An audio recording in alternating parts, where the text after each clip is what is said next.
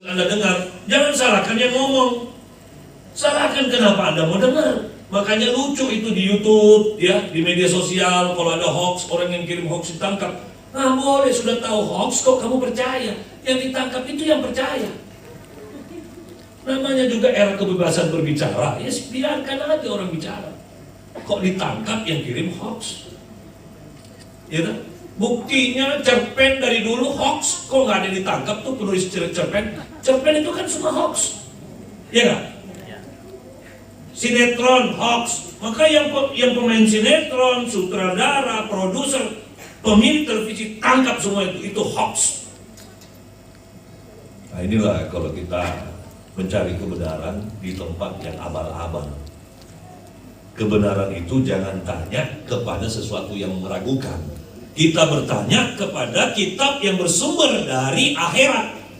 Kalau kita baca kitab-kitab dunia, siap-siap ada ketipu. Maka kitab satu-satunya tempat bertanya yang paling benar adalah kitab yang berani bersumpah tentang dirinya. Kitab apa itu? Buktinya? Buktinya di mana? Lalikal kitabu la roiba. Satu-satunya kitab yang bersumpah tentang dirinya, inilah kitab yang tidak ada keraguan di dalamnya. Tapi siapa? Hudallil muttaqin. Hanya orang-orang yang bertakwa yang bisa mendapatkan hidup tenang, tidak pernah ragu kepada Al-Quran. Ciri khasnya kayak apa?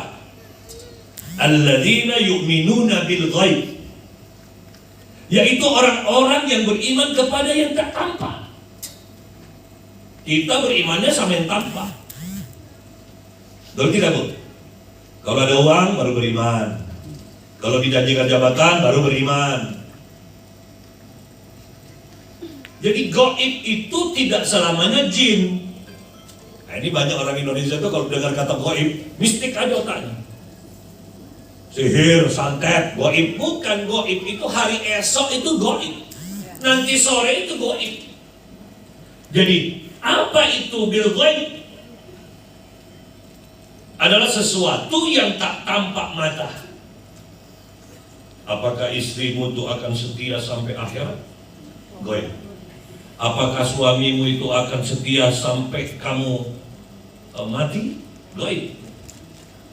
Apakah anak-anakmu bisa jadi orang hebat? Ghaib. Mohon maaf ya, termasuk lembaga kami ini, kami hanya berikhtiar. Jadi jangan menuntut yayasan Thalabul Quranil Azim ini kalau anak Anda sudah belajar Quran tapi masih ngaco. Jangan salahkan lembaga kami. Lembaga kami cuma mengajak untuk ikhtiar. Karena tujuan hidup bukan pada garis finish. Tujuan hidup pada ikhtiar. Nggak percaya? Sekarang saya mau tanya, siapa sepupu Rasul yang paling dicintai, yang paling pinter sebagai sahabat? Siapa? Ali bin Abi Thalib. Siapa yang bunuh Ali bin Abi Thalib? Siapa yang bunuh? Penghafal Quran, sholat 5 waktu di masjid, gara-gara salah pemahaman terhadap satu ayat. Jadi bahayanya, makanya tadi kenapa Ustadz Benny menyampaikan jangan GR kalau anak kita sudah hafal Quran. Jangan GR. Di Jakarta itu, Bu, orang berlomba-lomba. Wah, yang datang justru bukan anaknya. Yang datang sombongnya itu ibunya. Oh, anak saya 17 juz. Yang satu dia bilang, kalah, anak saya 20 juz. Yang satu dia bilang, wah kalah, anak saya 60 juz. Bayangin, Quran 30, anaknya 60 juz. Ternyata juz buah-buahan masuk surga. Ini jadi yang harus Anda pahami sebelum kita bongkar tentang hipnoparenting, kenapa kita harus belajar hipnoparenting, nanti akan saya jelaskan sampai detail. Mudah-mudahan waktunya cukup. Kalau tidak cukup, kita selesaikan secara jantan. Ya. Jadi ternyata letak kesalahan orang hidup adalah pada baca. Baca itu ikro. Ikro itu bukan baca. Baca itu ada dua. Ya, baca itu ada Dua, ada baca yang berkenaan dengan huruf, ada baca yang berkenaan dengan alam semesta. Apa yang harus dibaca? Tanda-tanda kebesaran Allah. Oh, tapi kami mau kenal dulu siapa Pak Tubagus ini. Nah, ini dia yang paling penting. Walaupun ulama-ulama tasawuf zaman dulu mengatakan unsur mangkola wala tansur mangkola. Jangan lihat siapa yang bicara, tapi fokus pada apa yang dibicarakan. Kadang-kadang kalau pembicara itu kan dia harus lihat ke orangnya nggak pakai peci, ke orangnya nggak pakai sorban, ke orangnya kayak Cina. Memang kok Cina jadi-jadian. Karena saya berdiri di sini itu kembali kepada martabat nenek moyang saya. Jadi neneknya ibu saya itu asli Cina Palembang. Makanya muka saya ini Cina-Cinanya keluar ya Bu ya. Apalagi lihat ibu saya itu kalau dipanggil tuh tidak pernah Mbak gitu, enggak, Cik gitu. Jadi nenek buyut saya itu Cina Palembang, Melayu. Gitu. Tapi kalau ibunya ibu saya tuh orang Martapura. Cicitnya Datuk Ampayang. Jadi guru sekumpul tuh masih eyang saya. Tapi kalau dari garis bapaknya saya ini cicitnya Pangeran Diponegoro. Jadi mengalir di dalam darah saya ini pejuang-pejuang Islam. Walaupun saya tidak pernah di pesantren. Saya ini orang yang tidak pernah nyantri Bu. Tidak pernah sekolah agama, tidak pernah di madrasah, tidak pernah. Jadi S saya, ada yang tahu nggak saya S1-nya apa? Teknik apa? Ya tahu teknik karena ST. Apalagi saya kasih M, ST manis. Kira-kira saya ini teknik arsitek.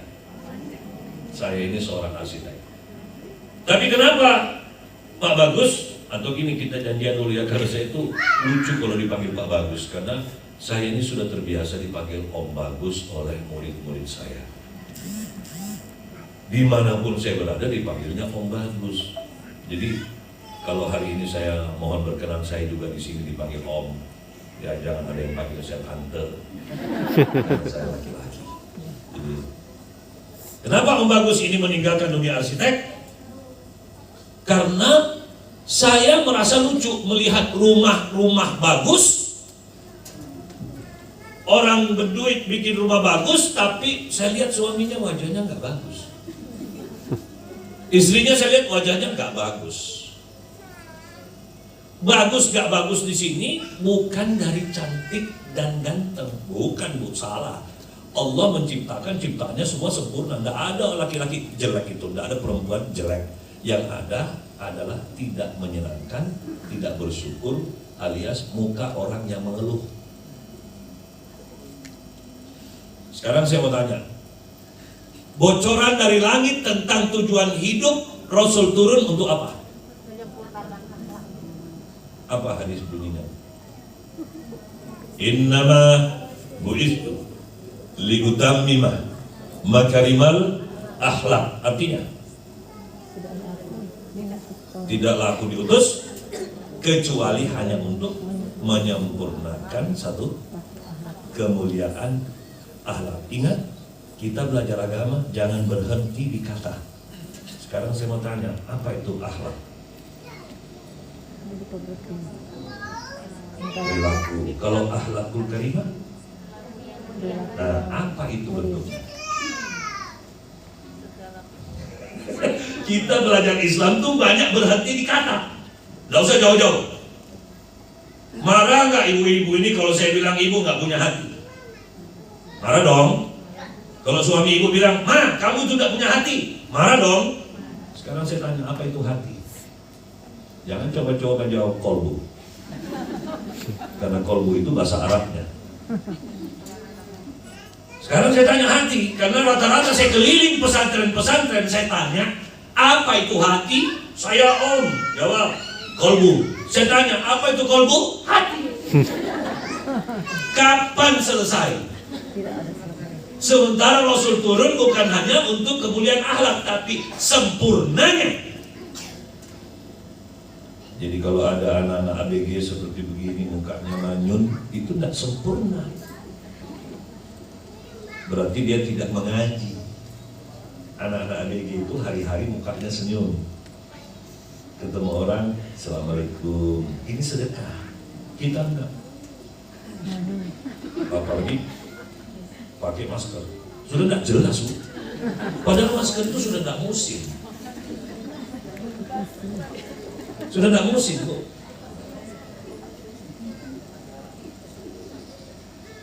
Karena kita sudah divaksin, sudah COVID-nya udah pulang, ada yang meninggal. Tuh, nanti kalau di sini baru dia buka. Berarti dia orang emosional, gampang dipancing. Begitulah dakwah itu. Ya.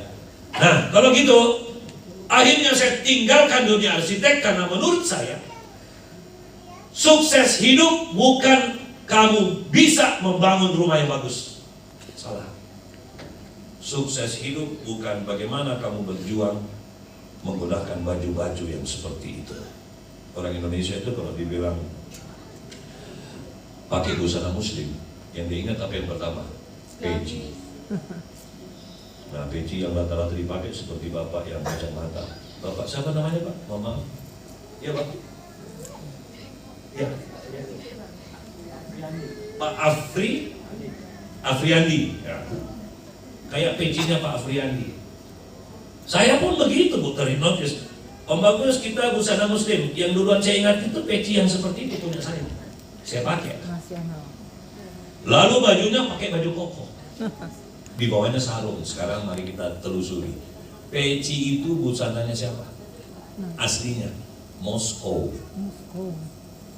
Moskow itu negara komunis. Baju koko sejarah dari mana? China. Kenapa disebut baju koko?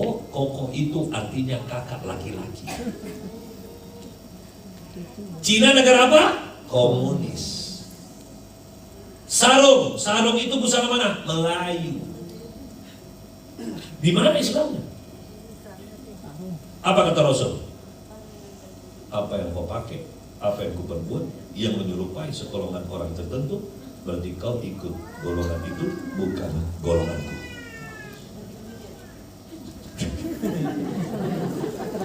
Gak percaya? Silakan pakai pecimu, pakai baju kokomu, pakai sarungmu. Silakan kau hadir di kampungnya Rasulullah di Mekah maupun Madinah. Orang Mekah, orang Madinah nunjuk kau. Apa dia bilang? Indonesia. Dia tidak bilang takut. Untungnya Allah turunkan ayat yang menjelaskan ketakwaan itu, baju takwa itu adalah ketakwaan itu sendiri, bukan bajumu. Kita terjebak. Makanya orang kalau ketemu saya, Om Bagus kok gak pakai peci? Baju takwa itu bukan peci.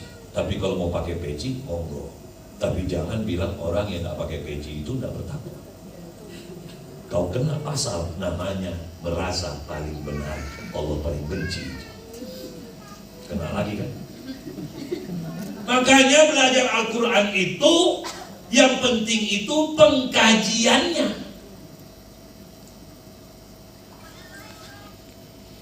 Nanti saya akan jelaskan apa yang dimaksud oleh Ustadz Beni tadi, bahwa bacaannya yang penting, bukan sekedar hafalannya.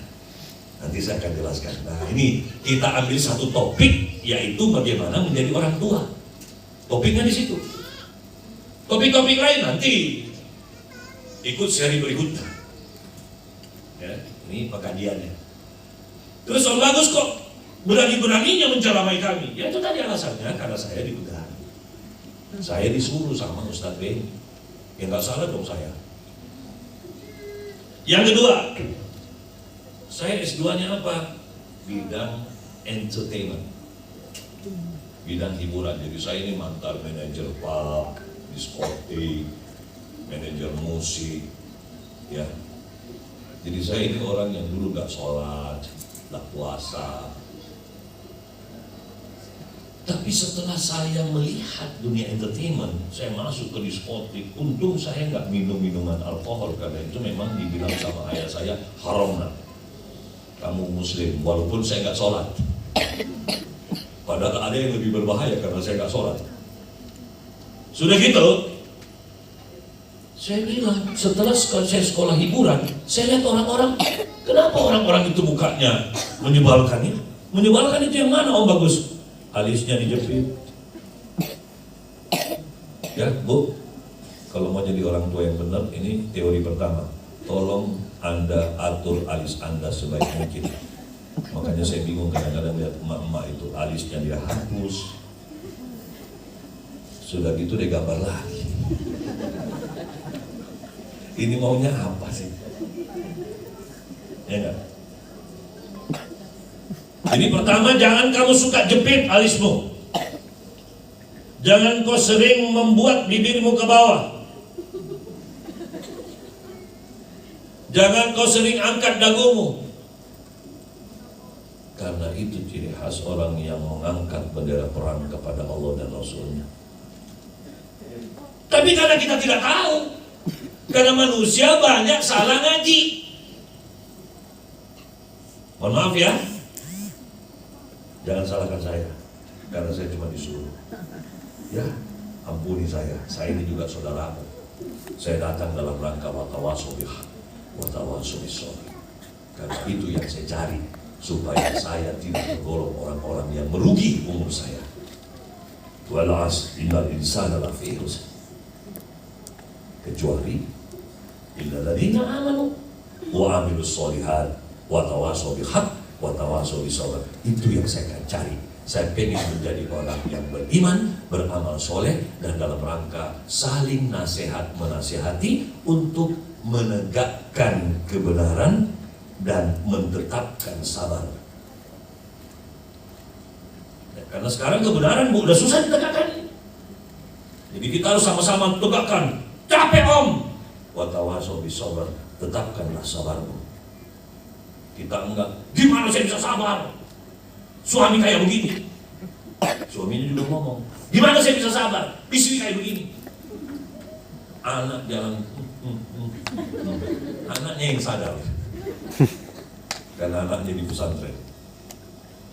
Bapak mamanya sudah malas belajar agama. Mohon maaf.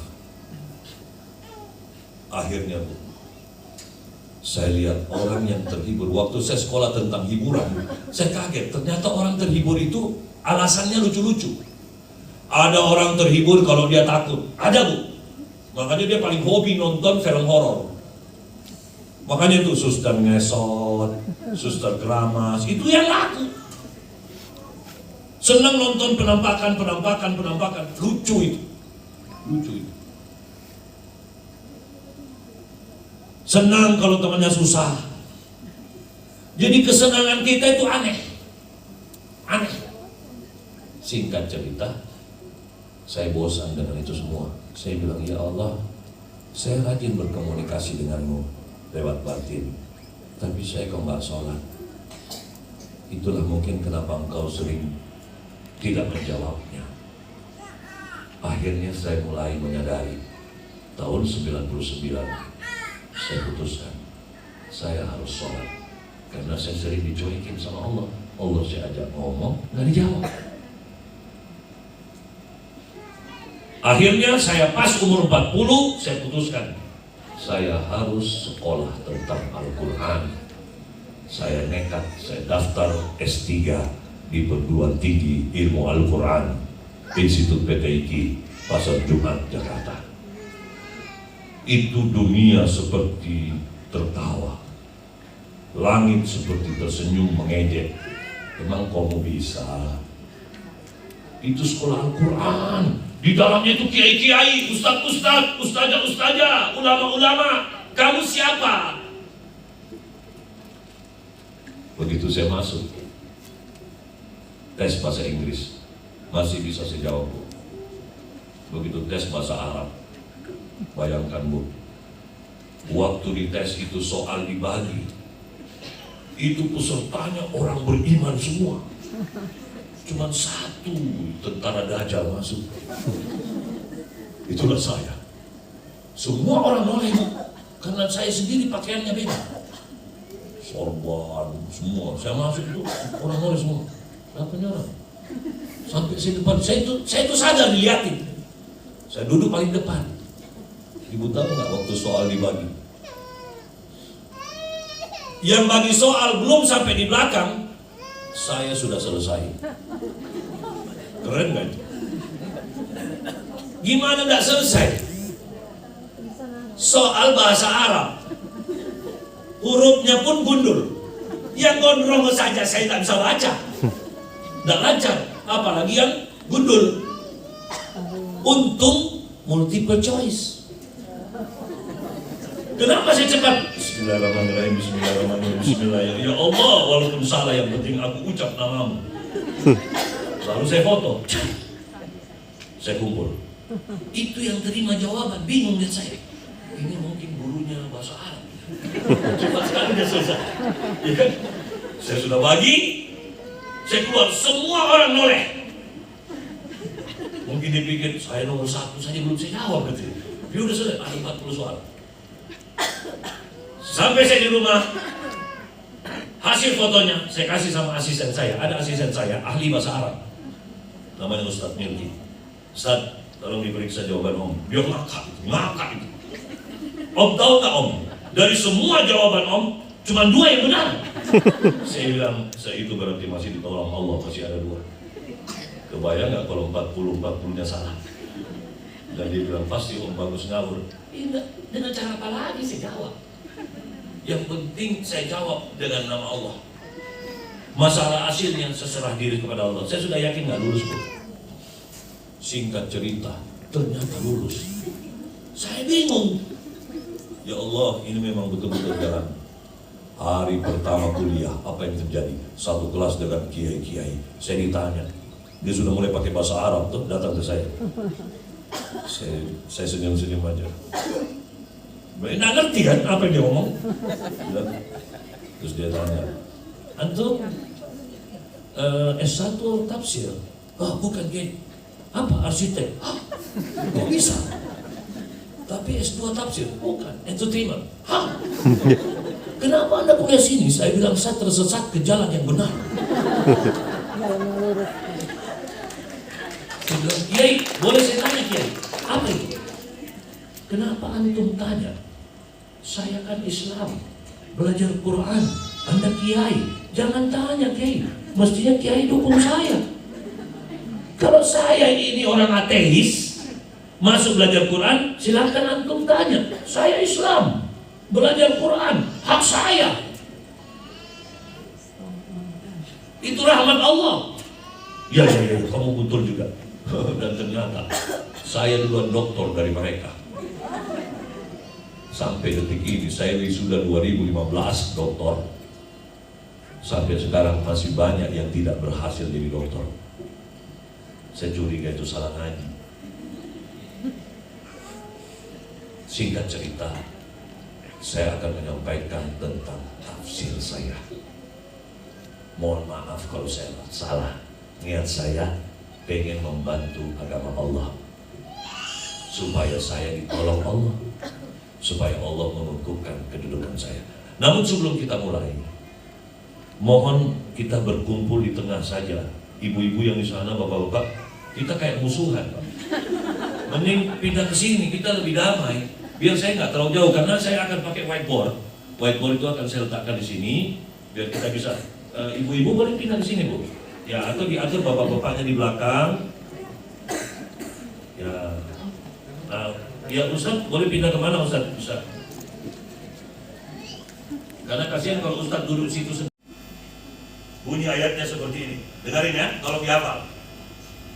Kita tidak bisa apa kalau kita tidak tahu apa itu apa. Coba diulang. Kita tidak bisa apa kalau kita tidak tahu apa itu apa. Sudah tahu? Ini rumus. Sekarang kita pakai rumusnya. Kata apa kita isi dengan apa yang Anda mau? Oh bagus, saya pengen sukses. Dengarin cara pakainya. Kita tidak bisa sukses kalau tidak tahu apa itu sukses. Oke? Oh bagus, saya pengen menjadi orang yang bertakwa. Oh, pakai ilmu ini. Kita tidak bisa takwa kalau tidak tahu apa itu takwa. Lah kita, saya ingin jadi bertakwa. Saya tanya, apa itu takwa? Takwa apa ya? Ya, berarti kamu pengen ke satu tempat yang kau tidak tahu. Kan namanya ngawur. Akhirnya kita berada di lingkaran setan. Kita tidak bisa jadi orang tua yang baik kalau kita tidak tahu apa itu orang tua yang baik. Paham?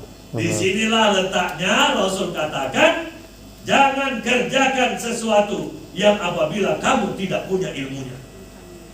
Apabila semua urusan diserahkan bukan ahlinya, tunggu kehancurannya. Kenapa Anda datang ke sini? Dalam rangka bertakwa kepada Allah, karena saya tidak mau menjadi orang tua yang hancur. Mumpung sedang dikerjakan. Oke? Sekarang mari kita simak. Ini akan mendatangkan sesuatu yang namanya sadar. Sekarang saya mau tanya, Anda sadar? Cara menjawabnya itu artinya tidak sadar. Oke? Saya perkenalkan diri saya. Saya alhamdulillah masih dipakai oleh negara ini sebagai ahli dalam hipnoforensik. Jadi tugas saya melakukan pendidikan kasus-kasus kode di seluruh Indonesia untuk membaca seseorang dari bahasa hypno-communication-nya. Kenapa bisa begitu? Karena Imam Suyuti katakan, apa yang tampak di luar, itulah kedalaman batin. Kau makan nangka, kau sendawa, pasti bau nangka. Jadi orang yang bau nangka pasti bersentuhan dengan nangka atau makan nangka. Gak mungkin dong kau makan durian, bau jamu. Itu mungkin di lambungmu ada bau jamu. Betul? Jadi kalau ada orang ditanya, apa itu sadar? Inilah orang tidak sadar. Mau jadi orang yang menyenangkan? Mau. Pasang wajah menyenangkan. Enggak juga, saya menyenangkan kok. Apa kata Rasul? Jangan salahkan orang memfitnahmu yang apabila fitnah itu terjadi akibat ulahmu sendiri. Nah kita pengen dibilang orang menyenangkan. Hari-hari mukanya begini, sama suami begini. Ya, kira-kira kalau suamimu mukanya begini tiap hari, kau bahagia nggak? Ini kenapa sih orang? Jadi mulai sekarang untuk menciptakan ilmu parenting, suami dan istri harus tobat. Tobat dari mana? Dari wajah yang salah. Sekarang saya tanya, di mana kamu belajar ilmu wajah? Tidak pernah kan? Dari SD kita nggak diajarin. Nah ini hari kita belajar. Jadi wajah yang menyenangkan itu kata Rasul yang bersedekah. Mana itu? Senyum. Kebayang kamu, kita nggak ada duit, tapi satu hari sedekah. Ya, jadi walaupun kau diinjak kakimu sama orang, kalau di bus kan, dia tanya, Mbak dari tadi saya lihat Mbak ini senyum-senyum, ada apa? Kaki saya ada injak. Siapa tahu Mas mau kenalan. Jadian. Ini enggak, bukan ini. Hari-hari ini, saya bilang, Mbak bahagia. Kenapa Mas? Bukan dulu loh muka orang yang menderita. Betul? Jadi selama acara ini berlangsung sampai sore, latihan bersedekah. Apapun yang terjadi, mau jam 12 kita lapar, kenapa? Lapar. Itu namanya bersyukur. Ya. juga melawan, sudah dikasih tahu, enggak juga. Ini orang kafir itu. Jadi orang kafir itu bukan orang yang non-muslim. Banyak orang muslim pun kafir. Janganlah kamu kafir. Kafir yang dimaksud itu, kafir itu tidak selamanya artinya itu meniadakan Allah. Tidak. Ada Allah, tapi tidak mau dengar. Itu namanya kafaroh. Ya, dikasih tahu dalam seminar begini, tetap aja melawan. Enggak. Lalu dia pasang ayat palsu di kepalanya. Apa ayatnya? Walaupun saya nggak senyum, saya kan bahagia. Ini orang sudah dikasih tahu sama Rasul, dia melawan. Dia mau bikin ayat sendiri. Apa yang Allah katakan kalau orang salah ayat, bikin ayat sendiri. Apa yang Allah katakan? Buka surah Al-Baqarah ayat 23. Bukan. Bawa handphone, ngapain itu handphone kalau untuk bikin Instagram doang.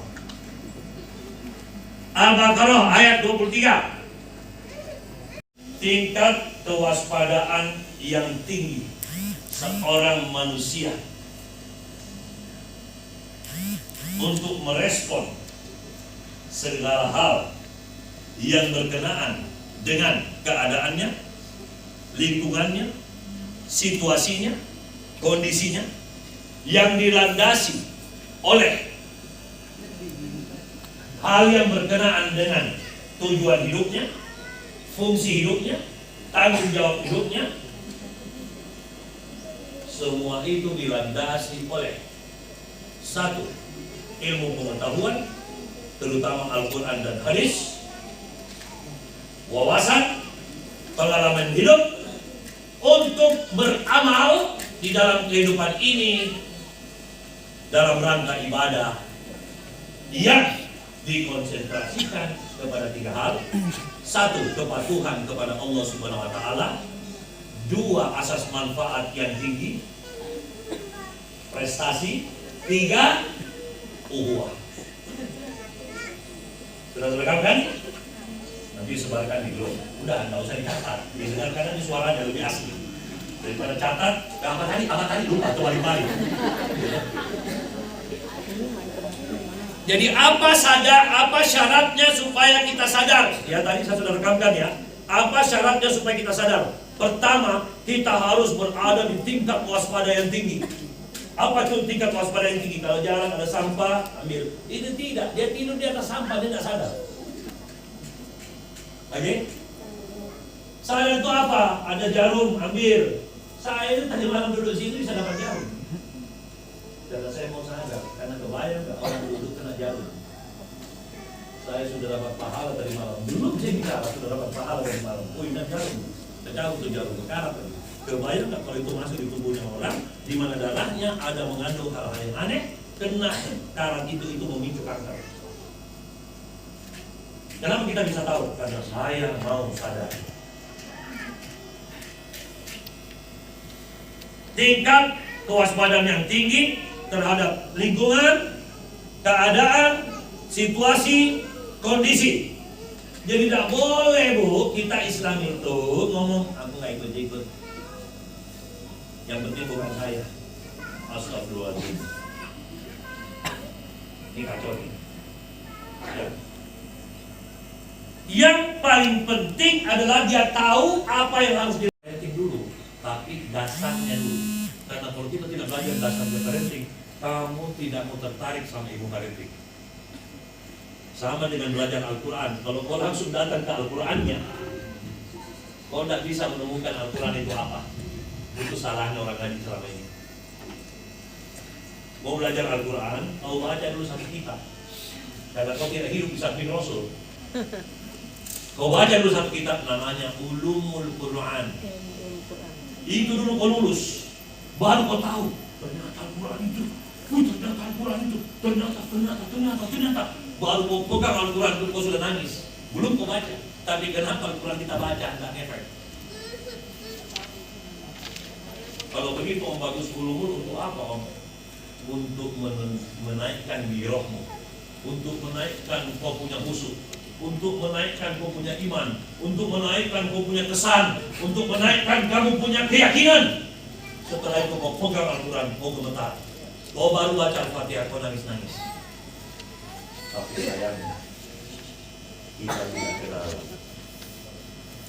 Ya, jangankan Al-Quran, manusia saja bunda. Bunda itu kalau sudah menanamkan data kepada seorang laki-laki, jangankan orangnya datang. Baru namanya disebut apa yang terjadi pada jantungnya bunda. Kenapa? Itu nama baca. Betul? Apa kata Allah ciri khas orang yang beriman? Ketika disebutkan, salah itu bunda bahasanya. Ketika disebutkan asma Allah, hatinya bergetar. Dan ketika dibacakan ayat-ayat Allah, bertambah takwanya. Paham ya? Nah, saya kasih contoh, ya, saya kasih contoh. Ada sebuah pameran lukisan, oke? Kita rame-rame nonton. Pameran itu ada 3 ruangan. Kita masuk ruangan pertama, ya, bunda-bunda lihat lukisan sambil main handphone.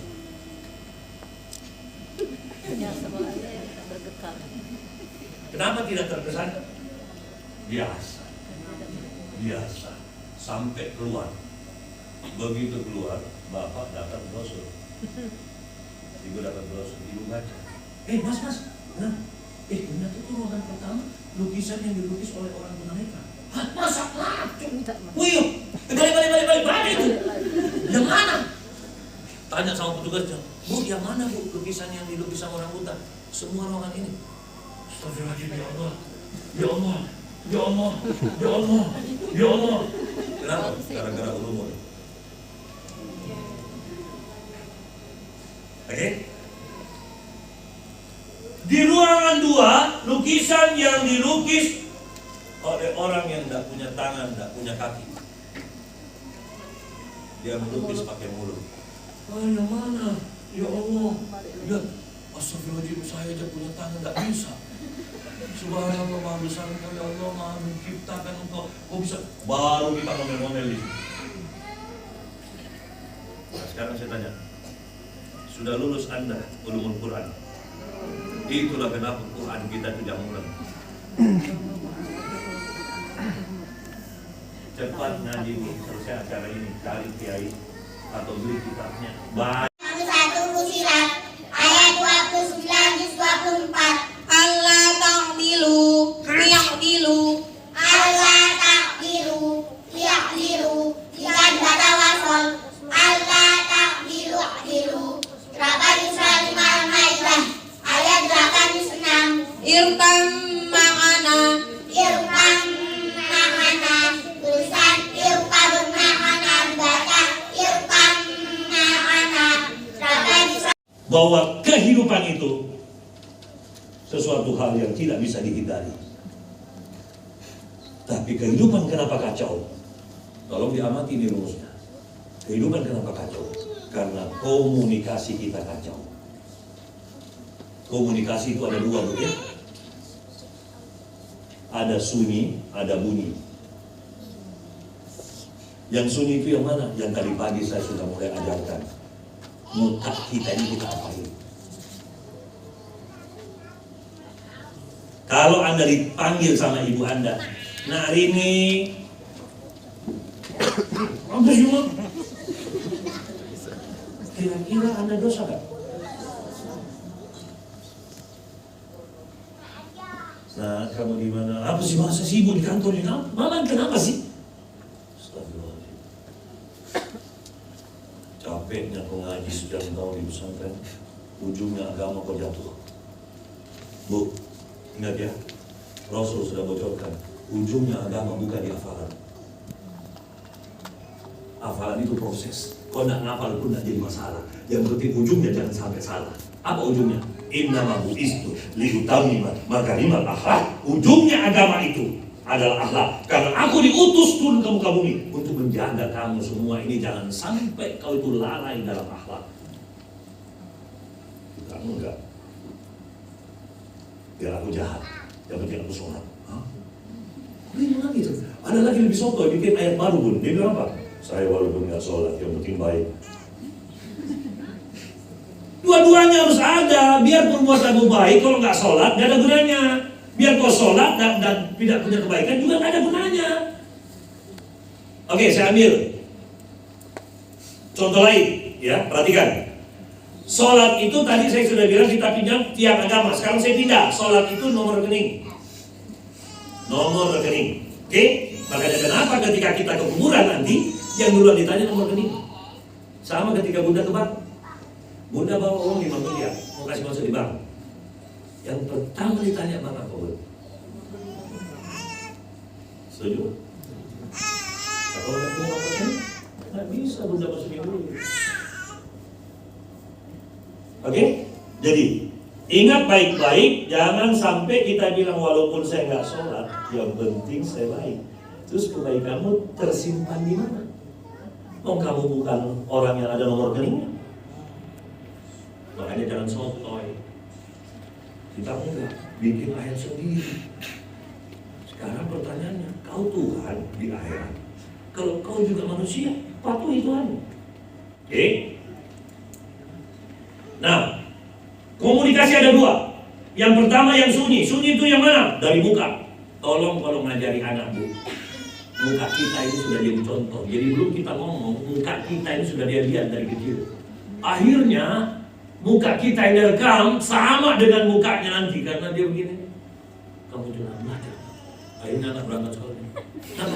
Belajar belajar. Karena ini yang direkam. Manusia itu apa yang dia lihat, itu yang masuk di kepalanya, itu yang terjadi. Mohon maaf ya. Kalau Bunda membesarkan anak dengan bentak-bentak, akhirnya dia tumbuh menjadi orang yang suka menyentuh. Pede, ya ma. Kenapa dia anaknya jawab begitu? Karena mamanya. Begitu pula dia bilang, iya ma. Sudah makan ma? Sudah. Sudah makan? Sudah. Makanya kenapa ilmu sirap berbunyi buah tidak pernah jauh-jauh dari datang lagi satu orang nggak punya ilmu, bisa-bisanya ngomong, kamu itu beda banget tuh dengan anak kamu. Terus dia bilang lagi, ini anak buah. Ya si Oon ketemu Oon pangkat 2. Ya, sudah paham? Komunikasi itu ada yang sunyi. Jadi mulai sekarang tolong alis jangan dijepit, muka jangan manyun, duduk yang bergairah. Anda mau jadi orang tua yang menciptakan anak-anak yang semangat, duduknya yang semangat. Ini ikut seminar aja. Bagaimana kok bisa jadi khalifah? Tulangmu aja tidak bisa ketopang. Kau holiday melulu. Kalau orang yang suka holiday, itu lemak ngumpul.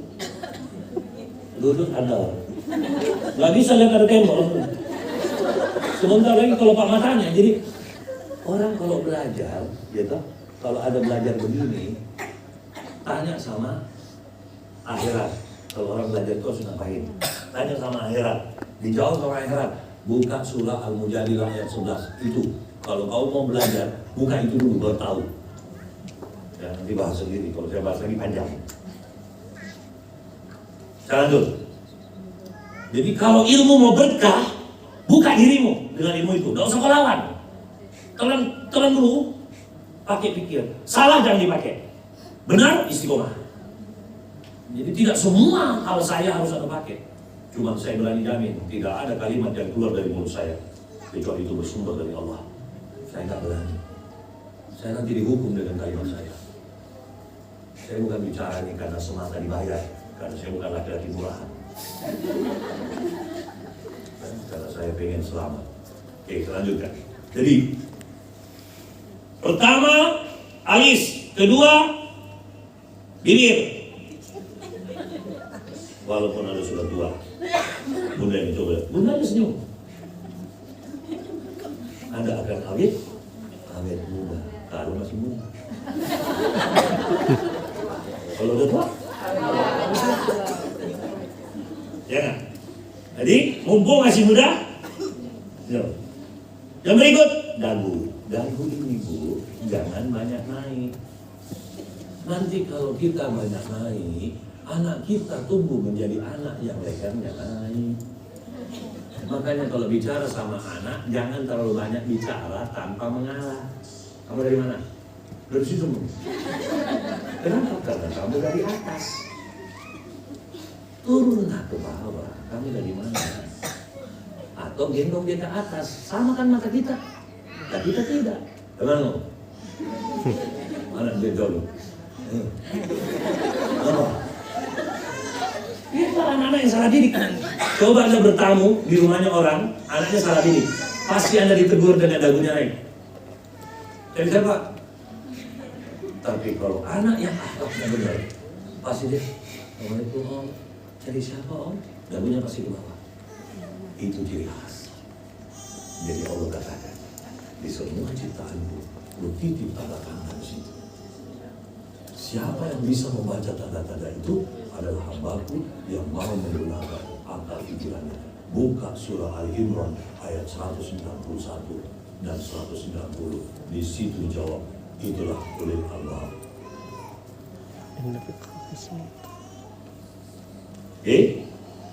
Mana lagi Om? Berkomunikasi dengan anak, tolong berikan hatimu. Jangan dari samping. Bunda, nama panggilan siapa? Fitri. Katakanlah, ini suaminya. Coba panggil. Mas? Mas. Kenapa? Malah nggak Anda begituin? Malah nggak? Karena Anda sedang tidak dikasih hati oleh suami Anda. Karena hati itu ada di dada kiri. Dada kiri. Maka kalau berbicara kepada pasangan hidup, kepada anak-anakmu, kasih dia hati. Kamu sudah makan ini hati. Jangan, kamu sudah makan paham? Ini tidak bisa Anda tahu kalau Anda tidak belajar. Kita enggak. Sama bawahan, sama pimpinan, sama tetangga. Kita tidak punya hati. Pagi Bu. Ibunya di sana. Dia juga jawab, pagi. Betul tidak? Siapa yang salah? Kita. Datangi pagi Bu, apa kabar? Ya Allah, ibu baik-baik, sehat. Kita ibu urusan. Kok hitam? Ya marah orang pagi-pagi bilang hitam. Dia udah setengah mati pakai white nih. Kok bilang hitam, gemuk? Jangan. Perintah agama, berkomunikasilah kamu sembari menyenangkan hati orang. Kita enggak. Kok sekarang itu menurut terus? Ibu sakit ya? Langsung dia sakit. Ini kok ibu tahu? Oh, tambah sakit ya.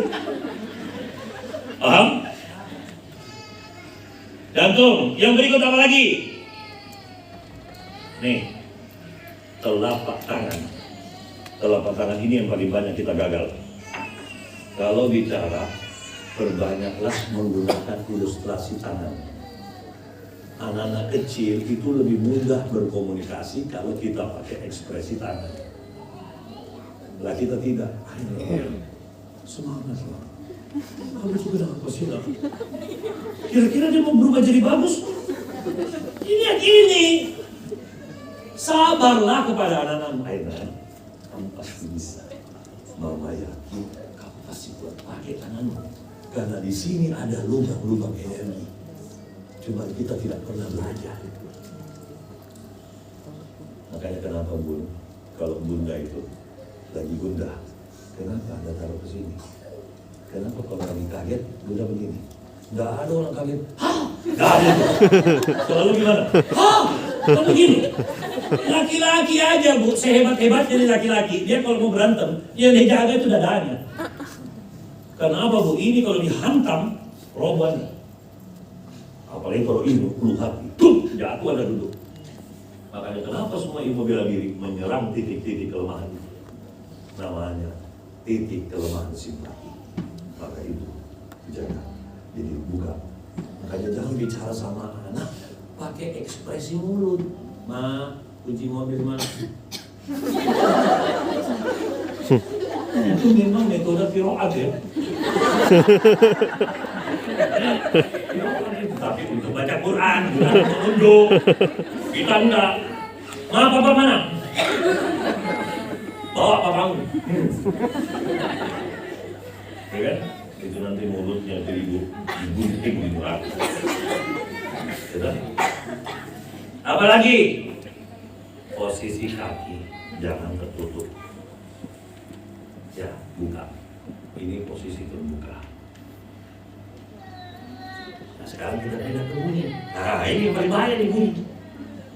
Komunikasi ada dua, yang sunyi sudah, ya, tapi banyak sebenarnya. Cuma kalau ini saya kupas 3 semester. Makanya saya bilang singkat sekali, cuma sampai sore, sampai subuh pun masih singkat. Sekarang yang bunyi, Bu, saya bertahun-tahun mendalami ilmu suara. Karena hampir semua lini penggunaan suara saya pakai. Saya coba suara di dunia siaran. Saya mantan membaca berita. Saya mantan penyiar radio.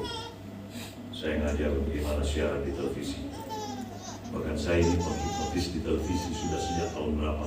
Karena suara saya ini dipakai untuk produk-produk yang disiarkan di iklan.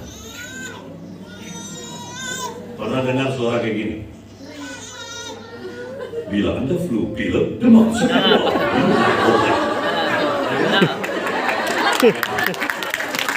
tangan nggak penting. Saya juga tak pernah bangga. Saya bangga kalau Anda hormat sama suami Anda, itu saya bangga. Oke, saya lanjut ya. Pernah dengar suara seperti ini? Diangkat dari novel Agatha Christie, seorang makhluk jadi-jadian. Dapatkah dia hidup di hutan belantara? Saksikan Jumat malam di layar RCTI. Pernah dengar suara kayak gitu? Ya. Sekarang baru ketemu orangnya ya. Sekian tahun. Padahal jadi suara saya sudah ada di otak Anda. Cuma sekarang baru disadari. Nah, ternyata suara itu bisa menghipnotis. Dulu kalau saya lagi dubbing, saya pikirkan dulu makna. Jadi hidup kita itu sebelum mengamalkan amalan kehidupan, pikirkan dulu Al-Quran, hayati dulu, baru kita beramal. Jangan hantam romo, jangan menjadi fanatik. Dengan pengajian, pulang kafir, bid'ah, sesat, tidak mau tekun lagi tetangga. Berarti kamu gagal dalam berpikir. Sudahlah, pusing amat. Rasul aja gaul kok sama orang kafir. Budaknya Rasul tuh juga kafir. Tapi akhirnya masuk Islam gara-gara perbuatan, bukan karena disuruh. Bukan, Bu. Rasul dakwah itu pakai perilaku, bukan omongan. Nah, kita ini omongan, perilaku nggak kena. Makanya kenapa Rasul itu musuhnya saja takjub. Apalagi sahabat. Kita coba kita balik. Jangankan musuh, sahabat tanya. Tanya sama sahabat kita. Bu, menurut ibu aku gimana? Apa jawabannya? Sahabat itu kayak kentut. Oke? Kalau anak kita sudah mengidolakan kita, istri kita sudah mengidolakan kita, berarti kamu sudah benar jadi manusia. Tapi kalau suamimu sendiri geli melihat kamu, kamu juga geli melihat suamimu. Apa mas? Kamu mau berubah? Istighfar mas, istighfar. Gak layak mas, ya Allah perbuatanmu mas. Kalau sudah istri begitu, jangan naik, perbaiki dirimu. Kamu mau jadi ayah yang prestasi, bayar dulu utang-utangmu dan seterusnya. Jadi kenapa Rasulullah itu sampai musuhnya takjub? Karena omongannya sama dengan pikirannya, sama dengan perasaannya, sama dengan perbuatannya. Kita antara omongan, pikiran, ucapan, perbuatan orang yang berbeda-beda. Sampai istri bilang apa? Dan lo baik. Biasanya lo cemburu. Jadi berubah-ubah, karena suaminya mau jadi-jadian. Dulu kalau sering nonton Satria Baja Hitam, berubah gitu. Jadi berubah dulu suaminya. Jadi ternyata suara itu, Bu, setelah saya dalami, saya bikinlah teorinya. Karena manusia itu belajar akhlak, kalau dia tidak belajar suara, kacau, Bu. Karena kata-kata itu sebenarnya artinya itu bukan dibawa oleh kata itu sendiri, Tapi kata itu dibawa artinya oleh ekspresi. Bu, coba ya, anggap Anda kembali menjadi gadis dan masih muda. Lalu datanglah cowok ganteng itu. Tapi cara ngomongnya perhatikan. Aku cinta padamu. Menurut ibu percaya nggak kayak gitu? Pasti ibu bilang, apa? Ada kata-kata lain. Pasti kita begitu kan? Karena arti itu sangat menunggu ekspresi. Dia bukan berdiri sendiri. Ingat. Jadi kalau ada orang bilang, astagfirullahaladzim. Jadi kalau ada orang berdoa begitu, apa yang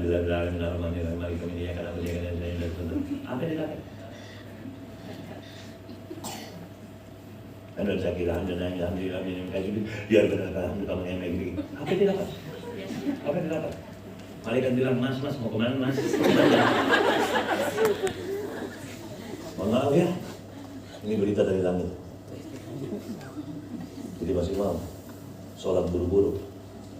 Bagaimana Rasul melihat orang sholat buru-buru? Ulang lagi, sholat lagi kau. Bagaimana tidak? Satu bacaan, satu salam. Kurang ajar banget. Saudara kamu mau umurmu panjang, sholatmu mau pendekin. Gimana itu? Yang mohon maaf, jadi suara. Jadi hati-hati ketika kita mengeluarkan suara ke anak, harus cocokin dengan makna kata. Nah kita tidak. Nah, ayo nak, jangan sampai kamu masuk neraka. Coba neraka tapi dia senyum. Jadi neraka itu mengerikan. Tapi kalau dia ngomong surga, dia balik makanya. Ayo nak, supaya kau bisa masuk surga. Surga kan susah gitu. Ini salah ekspresi nih orang. Paham? Jadi itulah Rasul. Rasul itu mengajarkan dengan alat. Kita mengajar dengan cambuk. Ayo, benar. Kita ini orang tua tuh pembunuh sih. Iya enggak? Dan seterusnya.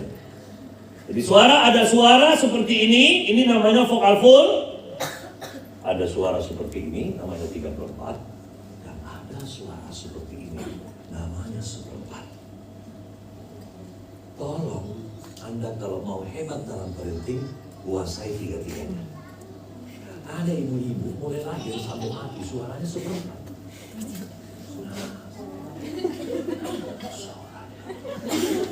Yo, kapan kamu sholat?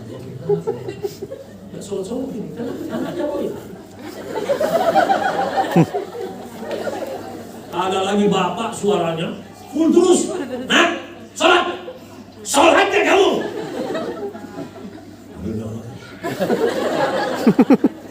Apakah begitu kita melatih anak? Maka kapan kita harus keras, kapan kita harus, itulah yang disebut dengan fleksibel. Parenting itu fleksibel. Jadi jangan ngomong sama anak di saat anak salah doang. Kalau anak tidak salah pun masuk di kamarnya, ngobrol, nah, sudah seperti itu, bagaimana, apa. Ini enggak. Pokoknya anak lancar-lancar saja, gak pernah ada ngomong. Begitu ada salah, kamu nanti bicara sama papa. Nanti, kamu kenapa begini. Jadi ini anak, setiap dipanggil bapaknya sudah tahu. Ada yang salah. Siapa yang salah? Kita. Nah, nanti sore ngomong, apa? Ini papa bikin, papa bangga. Kau bisa melakukan. Ini hadiah Tuhan. Kasih papa aja kalau papanya. Terbayang nggak kita melakukan itu? Enggak, kita sibuk seperti mereka nggak ada. Kacau nggak gitu? Dan tiba-tiba dia sudah dewasa dan dia menjadi orang tua. Jangan salahkan, dia begitukan juga anaknya. Sampai kiamat, itulah turunan kita. Mari ya. Jadi tolong bagi yang belum menikah, jangan coba-coba menikah sebelum kau persiapkan dirimu. Nah, siap itu di umur 25.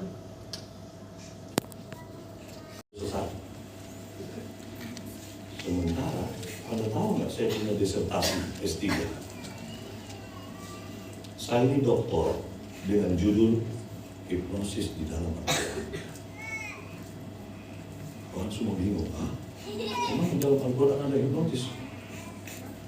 Al-Quran itu dari halaman 1 sampai halaman akhir, itu hipnotis semua isinya.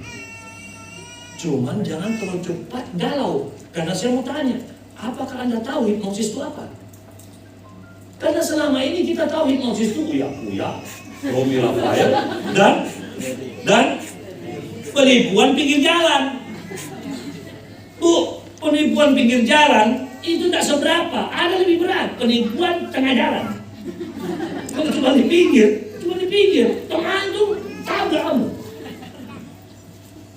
Jadi hipno itu berasal dari kata hipnosis, di mana hipno itu sendiri berasal dari kata hipnos. Hipnos itu diambil dari kata dewa tidur. Maknanya adalah orang yang berada pada kondisi sakinah. Jadi kalau mau cari kata hipno di dalam Al-Quran, itu orang bego. Karena hipnos itu berasal dari bahasa Yunani kuno, sementara Al-Quran Arab. Jadi jangan kau cari, gak bakalan ada itu. Tapi kalau mau cari, carilah padanannya. Kata hipnos di dalam Al-Quran syarat. Cuman bukan itu tujuan saya datang ke sini. Saya cuma mau mengingatkan bahwa kata hipnos artinya kondisi tenang. Ada apakah ketika tenang? Itulah yang terjawab di dalam misteri. Kenapa kalau orang mau menikah kita bilang, semoga engkau sakinah, mawaddah, warahmah. Tapi yang terjadi, kita sakitnya mewabah dan merona. Parenting itu apa? Parenting adalah suatu pola asuh anak oleh orang dewasa dan tidak terbatas secara hubungan biologis. Artinya bisa jadi paman kita kepada kita, kakek, itu pola pengasuhan. Kita lanjut. Definisi hipnosis, ini saya terpaksa buat karena di Indonesia ini belum ada definisi yang paling menggambarkan hakikat hipnosis. Ini di foto aja, nggak usah saya bahas. Jadi yang paling prinsip adalah hipnosis itu suatu mekanisme persuasif. Ya, persuasif. Nah, persuasifnya di mana? Belajar sama Rasul. Belajar kepada Al-Quran. Jadi bagaimana cara mempersuasif anak satu persatu sampai dia suka sama kita? Berarti kita berhasil melakukan hipnosis. Jadi yang pertama adalah kita harus tahu persuasifnya itu dilakukan. Tapi di dalam hipnosis itu dikatakan bisa saja disengaja, bisa juga tidak sengaja. Nah ini kita bocorkan, cuma orang tua harus sengaja. Kapan Anda tidak sengaja melatih anak dengan cara benar, maka itu tidak akan jadi pahala. Karena innamal a'malu binniyat, harus sengaja. Kalau tidak sengaja, apalagi ada ibu-ibu geger banget, anak-anakku biasa-biasa aja, saya juga nggak ngajari macam-macam, tapi ya dia baik semua. Berarti kau tidak dapat apa-apa, karena dia baik bukan karena kau. Kesalahanmu ada di situ. Kenapa kau ucapkan? Apalagi Om, sampai anak itu mudah untuk masuki kondisi hipnotik. Apa itu hipnotik? Sami'na wa atokna. Semua kondisi sami'na wa atokna itu karena berhasil memasuki alam hipnosis. Lawan sami'na wa atokna apa lawannya? Sami'na wa tololna. Mau pilih yang mana? Atokna kan? Kita lanjut. Agar sugestif, menerima induksi data ke dalam pikiran bawah sadar dan mampu berpikir. Ingat, mampu berpikir, merasakan, serta bertindak sesuai dengan sugesti yang ditanamkan. Kita lanjut. Ini sudah difoto kan? Kita lanjut. Mengapa harus memahami hypnoparenting? Kita lihat ya. Satu, terlalu banyak ilmu modern, anak bingung mau belajar apa. Bu, kalau saya jadi Menteri Agama, Bu, SD 6 tahun itu tidak boleh belajar ilmu apapun kecuali Al-Quran saja. Titik. Masuk sekolah pulang jam 8 malam, Al-Quran saja. Nanti SMP baru kasih dia matematika, fisika, kimia, biologi. Tapi kita kembali, Bu, anak-anak dari kecil sudah dicokokin, disuruh ilmu agamanya mau dihilangin. Ya, lihat lahirlah anak-anak. Wah, berhasil tumbuh gagah. Tes akademi kepolisian, lulus, berhasil jadi jenderal. Ujung-ujungnya nembak bawahan. Kamu. Ya nggak? Ada lagi satu, belajar agama, tapi tidak paham. Belajar agama, ilmunya tinggi, bikin pesantren, tapi santri perempuannya dihamili semua. Kenapa bisa begitu? Karena salah arah belajar. Belajar agama untuk akhlakul karimah, bukan sombong-sombongan. Santri gua di Belanda, bangunan, cabang di mana-mana. Itu yang lu banggain. Saya bangga kalau Kostok bicara. Amalanmu tutup, jangan bicara. Kapan kau bicara, hilang tuh amalan satu-satu. Capeknya berjuang sampai diangkat jadi menteri, ujung-ujungnya masuk penjara gara-gara korupsi. Iya. Apalagi Bu, berjuang jadi wali kota gara-gara wali kota, itulah dia masuk penjara. Berjuang jadi orang kaya, begitu kaya, gara-gara kaya itulah Anda ditinggal, dia pergi menikah lagi. Pilih mana? Hidup ini untuk apa? Terus ngapain punya mobil banyak? Ibu bisa naikin semuanya, empat-empatnya.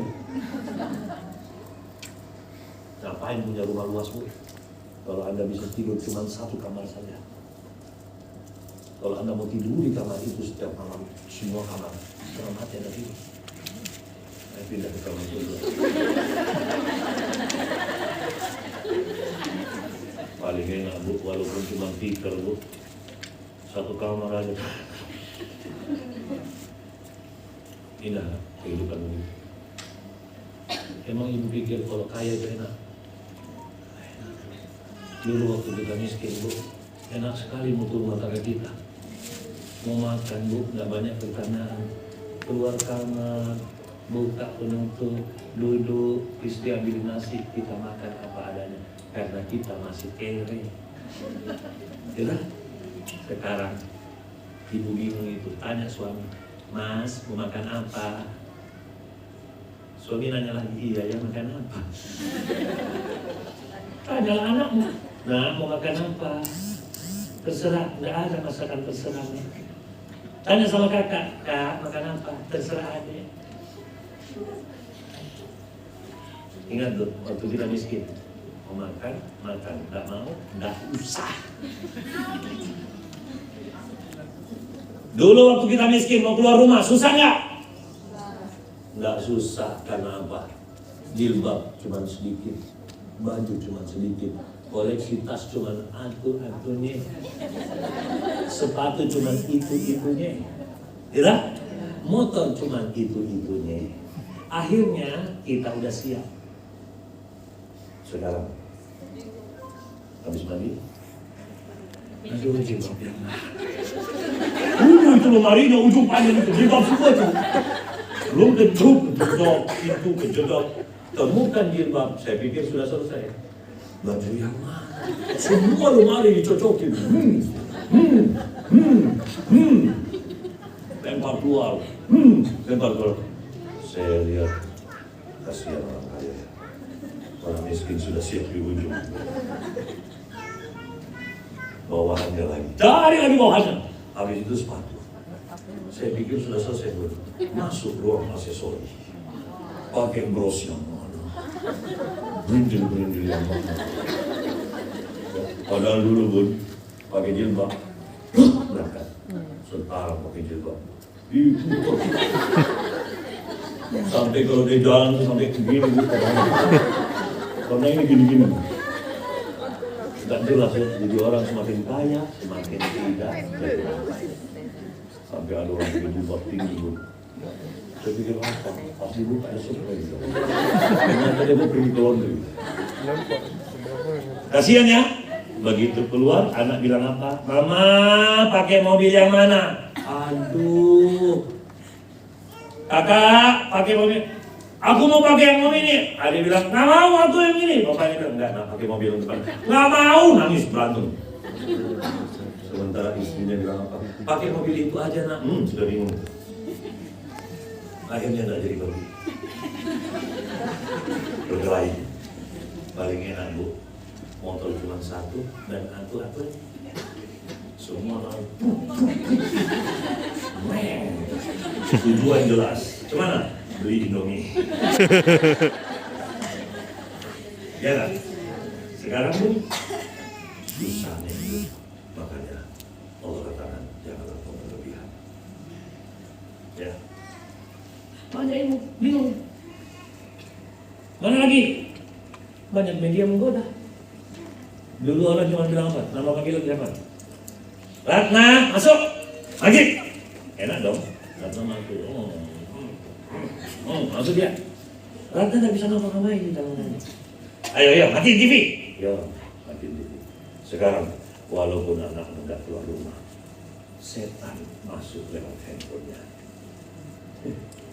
Jadi walaupun dia di rumahmu, kau tidak bisa mengawasi anak karena ini. Coba, dia lebih senang menghadapi game daripada lihat muka kita.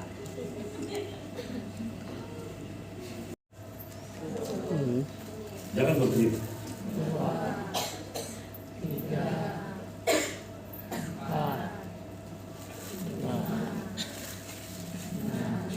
Berapa lembar kertas? Oke, jangan pernah merebut. Rugi. Nah, kalau yang di TV dia pakai penutup kan? Dia dari belakang. Kalau saya di depan Anda aja, saya tidak tutup-tutup.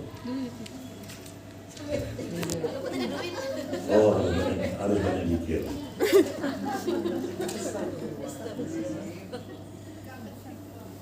Kalau kau lihat yang kayak gini, kau percaya, kamu syrik.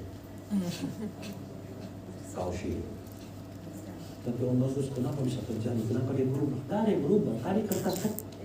Ini kertas juga. Cuma tahu makan duitan. Hitung sama-sama.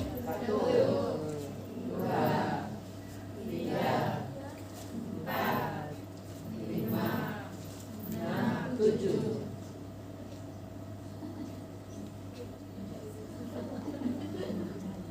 Jangan bilang ini uang palsu.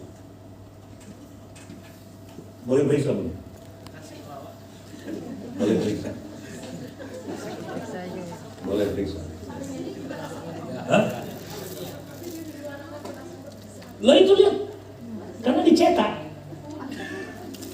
Tapi kalau kamu tidak setuju atau tidak suka atau sekali ada nggak? Atau kalau tidak suka, misalnya kamu suka warna lain, warna biru, oke, jangan berubah pikiran. Ya, tergantung dia percaya yang mana ya. Warna apa? Warna apa? Oke, sekarang kamu bagus lipat sambil kamu doa. Warna apa, Bu? Jangan pernah berkelit. Kamu rugi. Udah mulai berubah?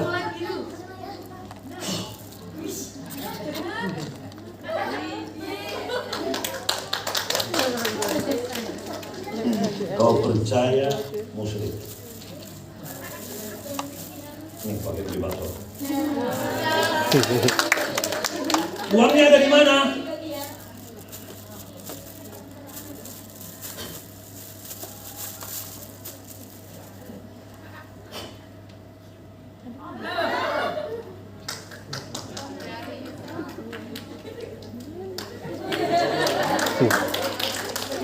Masih ada nggak ya?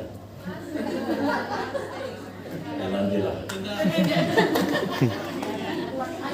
Tapi kalau percaya, itu semua pakai alat. Kenapa Om Bagus dulu sekolah sulap? Karena saya mau membuka misteri bahwa itu pasti bohong. Ternyata bohong semua. Jadi Om Bagus tadi pakai alat, pakai. Kok nggak kelihatan? Karena alat sulap. Kalau kelihatan namanya alat peraga. Iya dong. Kalau bisa kelihatan, ini mana sulapnya? yang punya ini nggak? Saya punya tisu nggak? Ada yang punya tisu nggak? Nah, contoh nih, ini paling banyak orang terhipnotis dengan ini. Ini aja, ini tisu dari Anda. Tapi saya harus periksa dulu tempat saya bermain, apakah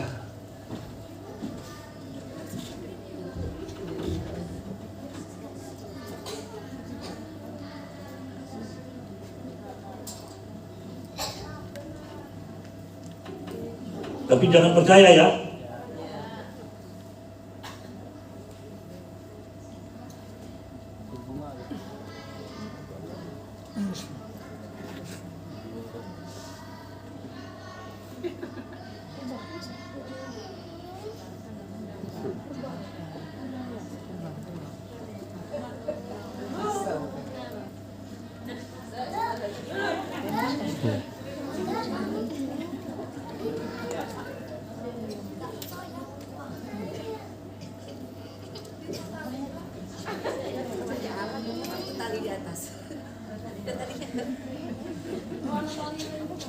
Sudah kelihatan?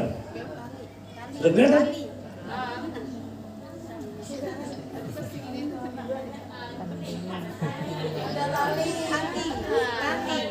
Sudah kelihatan? Sudah? Kalau yang belum kelihatan suruh pakai kacamata. Nah, kenapa pemain sulap harus di belakang hitam, di atas hitam? Supaya tali ini nggak kelihatan. Ini talinya ada. Saya kesini pun ada.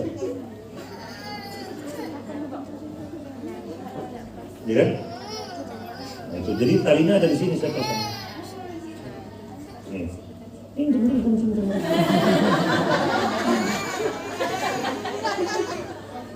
Jadi talinya tuh kalau saya lepas dia masuk sendiri.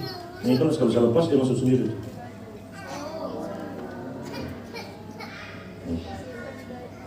Jadi.